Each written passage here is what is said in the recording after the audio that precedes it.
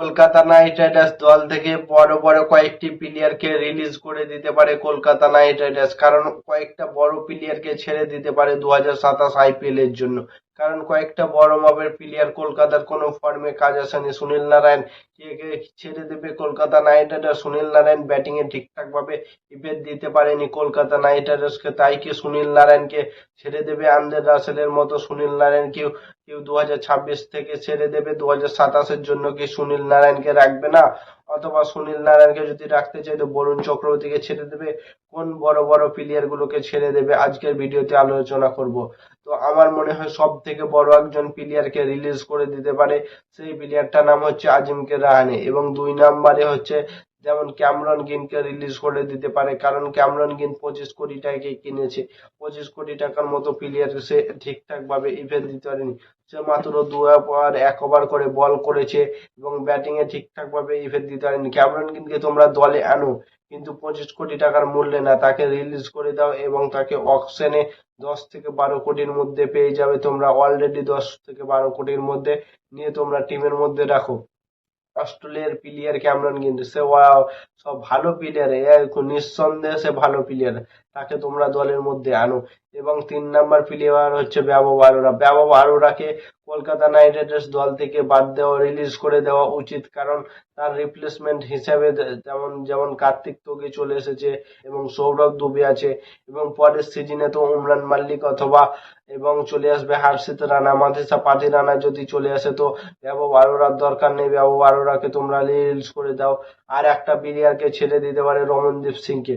রমনদীপ সিংকে ছেড়ে দেওয়া উচিত, কারণ রমনদীপ সিং বল হাতে না ঠিকঠাক ভাবে ইফেক্ট দিতে পারছে না, ব্যাট হাতে ঠিকঠাক ভাবে ইফেক্ট দিতে পারছে। তাই আমার মনে হয় রমনদীপ সিংকে ছেড়ে দিতে পারে। তো কলকাতা নাইট রাইডার্স এই প্লেয়ার গুলোকে ছেড়ে দিতে পারে। এবং কলকাতা নাইট রাইডার্স দলে অনেক কিছু চেঞ্জেস করা দরকার। অভিষেক নায়ার যেমন 2027 আইপিএল অব্দি কোচিং করবে, সেই দিক থেকে ঠিক আছে। এবং কেমন খেললো কলকাতা নাইট রাইডার্স তোমরা বলো। শেষের 7টি ম্যাচের মধ্যে 6টি ম্যাচ জিতলো ব্যাক টু ব্যাক। মানে ভাবো কি করতে পারে কলকাতা নাইট রাইডার্স, দেখিয়ে গেল। তাদের হাতে সময় ছিল না, ম্যাচ ছিল না, তাই কোয়ালিফাই করতে পারলো না এবং চ্যাম্পিয়ন হতে পারলো না।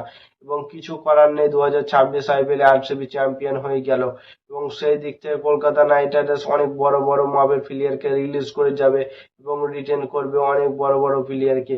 এবং সেই দিক থেকে নতুন প্লেয়ারকে অকশনের মধ্যে টার্গেট করা উচিত, যেমন হার্দিক পান্ডিয়াকে যদি পারো ট্রেড করে ক্যামেরন গ্রিনের পরিবর্তে, তো হার্দিক পান্ডিয়াকে নিয়ে এসো, না হলে ঋষভ পান্তকে আনো, না হলে কে রাহুলকে আনো, যে কোনো একটা বড় প্লেয়ারকে আনো। সেই দিক থেকে আমার মনে হয় জয়সওয়ালও চলে আসতে পারে, কারণ জয়সওয়ালও রাজস্থান দল ছেড়ে দিতে পারে। তো যদি এই 4-5 জন বড় বড় প্লেয়ার অকশনে আসে, তো কলকাতা নাইট রাইডার্সের টার্গেট হওয়া উচিত তাদেরকে আনা। তাদেরকে এনে তোমার যদি রাহুল অথবা হার্দিক পান্ডিয়া কলকাতা নাইট রাইডার্স দলের মধ্যে চলে আসে, তো তাদেরকে ক্যাপ্টেন্সি দিতে পারবে, তাদেরকে একজন অলরাউন্ডার প্লেয়ার হিসেবে পাবে, অথবা কিপিং করাতে পারবে, মিডিল অর্ডার ওপেনার যে কোনো জায়গায় খেলাতে পারবে। ইন্ডিয়ার একজন ফেমাস চেহারা ওয়ালা ফেস পাবে এবং তারা কলকাতা নাইট রাইডার্স অনেক কিছু অ্যাডভান্টেজ পাবে। তো কলকাতা নাইট রাইডার্সকে এখন বড় বড় সিদ্ধান্ত নিয়ে রিলিজ এবং রিটেন করতে হবে প্লেয়ার গুলোকে। তো তোমাদের মতামত কি কমেন্ট করে জানাও, এবং ক্রিকেটের নতুন ভিডিও দেখতে হলে চ্যানেলটাকে সাবস্ক্রাইব এবং ফলো করতে ভুলো না। ততক্ষণের জন্য টাটা, বাই বাই, জয় হিন্দ।